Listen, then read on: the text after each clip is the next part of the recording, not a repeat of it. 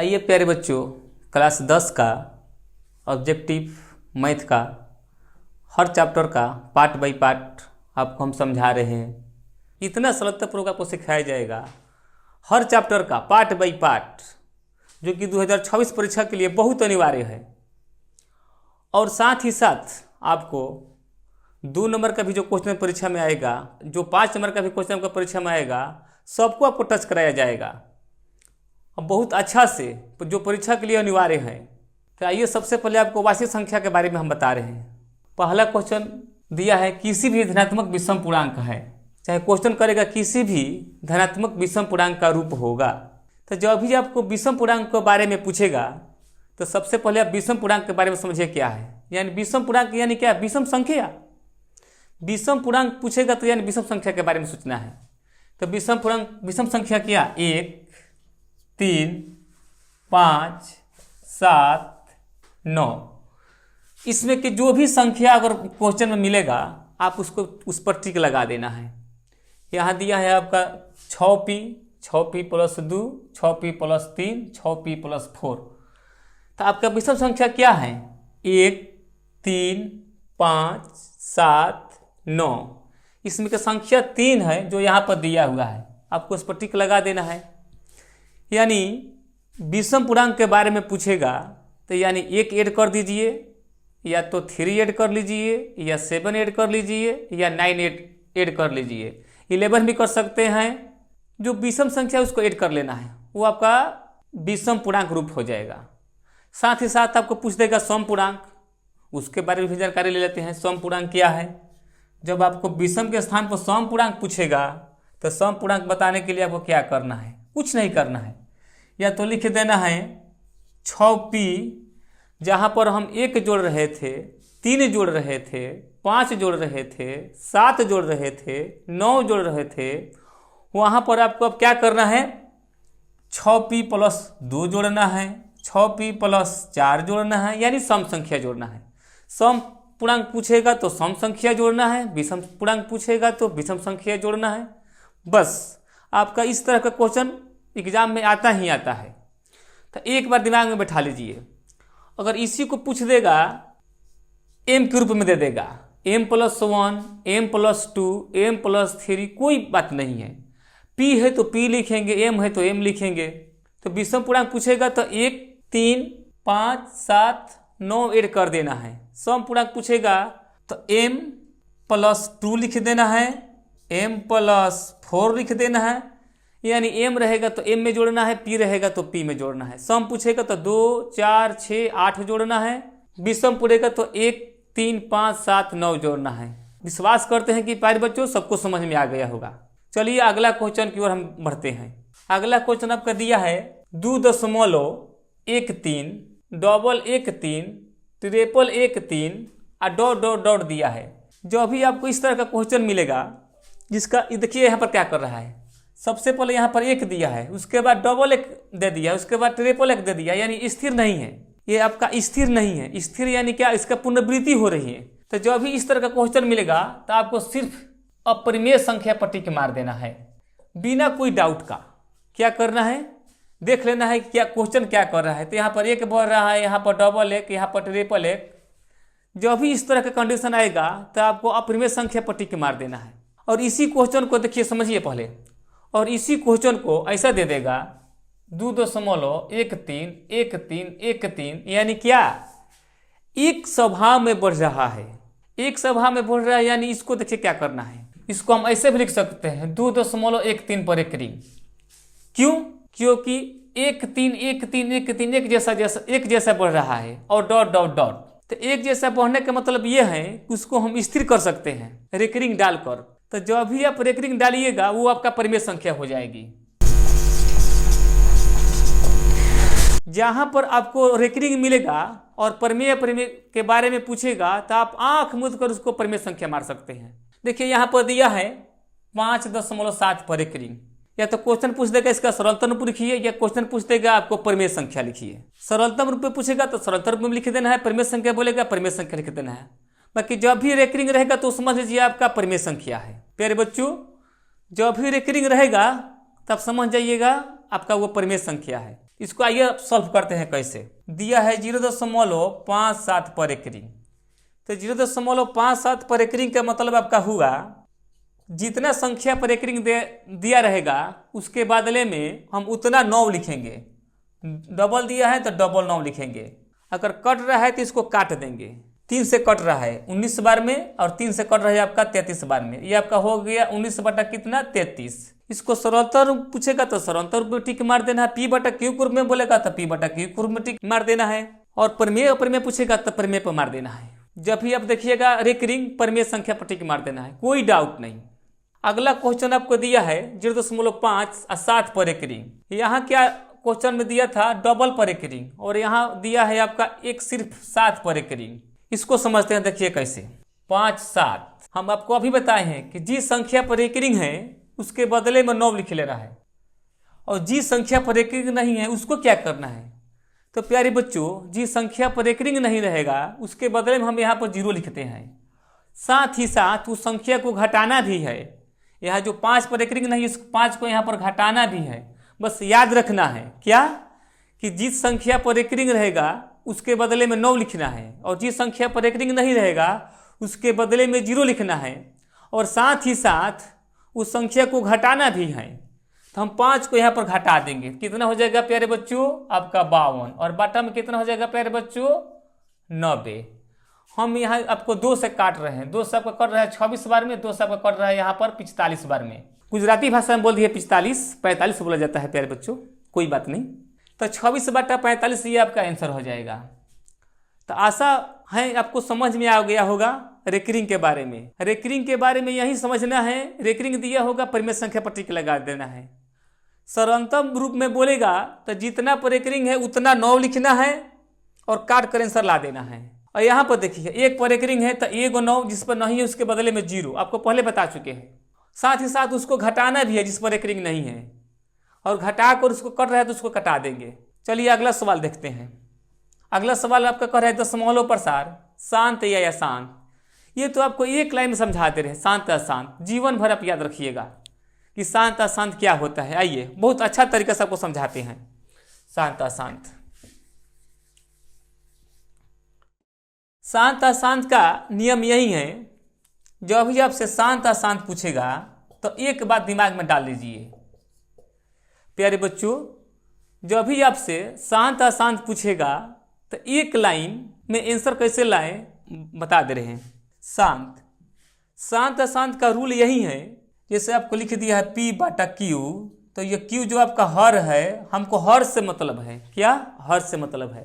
जहां पर आपको हर में 2 और 5 दिखाई देगा वो आपका शांत हो जाएगा। बट्टा में यानी हर में 2 और 5 रहेगा वो आपका शांत हो जाएगा प्यारे बच्चों। बाकी सब अशांत।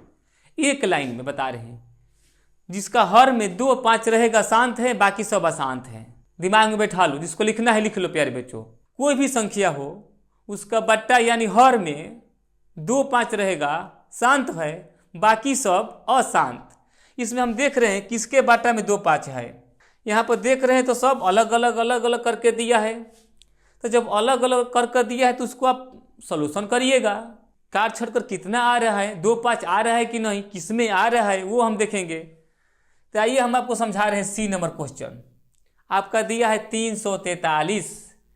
343 यानी 7 को हम 3 बार लिखेंगे तो आपका आ जाएगा 343, यानी 7 का घन दिया है। क्यू कीजिएगा 7 का क्यू तो आपका आ जाएगा 343।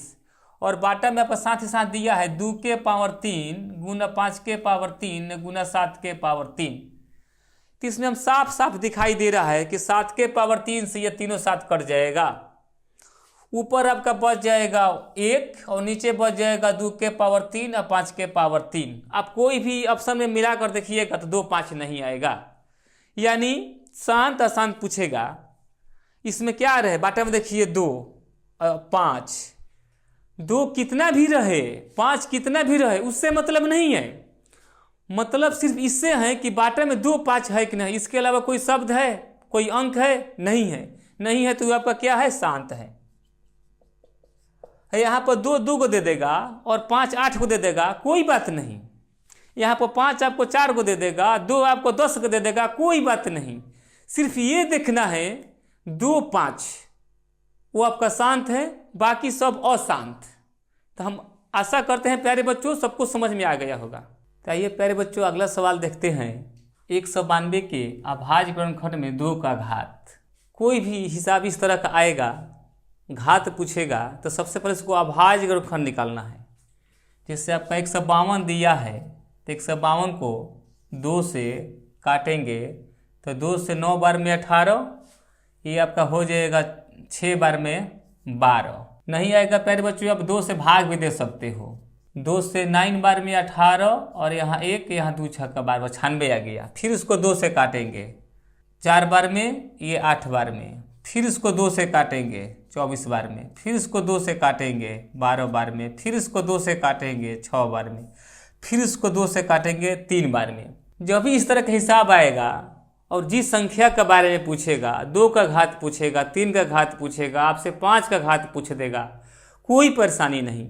हमसे 2 का घात पूछ रहा है, देख लेना है कितना 2 है। 1 2 3 4 5 6, कुछ नहीं करना है, बस 2 का घात बोल रहा है तो 2 का घात 6 लिख देना है, 6 होगा। 3 का घात पूछता 1 लिख देते। इसमें किसी को डाउट प्यारे बच्चों? कोई डाउट नहीं। चलो आगे बढ़ते हैं। अगला क्वेश्चन आपका बोल रहा है कि निम्न में कौन अभाज्य संख्या है। तो सबसे पहले आपको अभाज्य संख्या के बारे में बता रहे हैं। ऐसा क्वेश्चन बहुत ही एग्जाम में पूछ दे रहा है। अभाज्य संख्या के बारे में जब भी पूछेगा तो सबसे पहले उसकी जानकारी आपको अभाज्य संख्या के बारे में होना चाहिए। अभाज्य संख्या यानी क्या? पहले नंबर तो सारा संख्या 1 से कटती है, 1 के बारे में सोचना ही नहीं है। क्यों? क्योंकि जितना संख्या है सारा संख्या 1 से कटती है। अभाज्य संख्या का मतलब ये हुआ जो किसी के पहाड़ा में न हो। और बोल दीजिएगा सर 1 के पहाड़े में है, 1 के पहाड़े में तो सारा संख्या ही रहती है, उससे मतलब नहीं है। जैसे आपका 33 दिया है, 3 के पहाड़ा में है 11 बार में।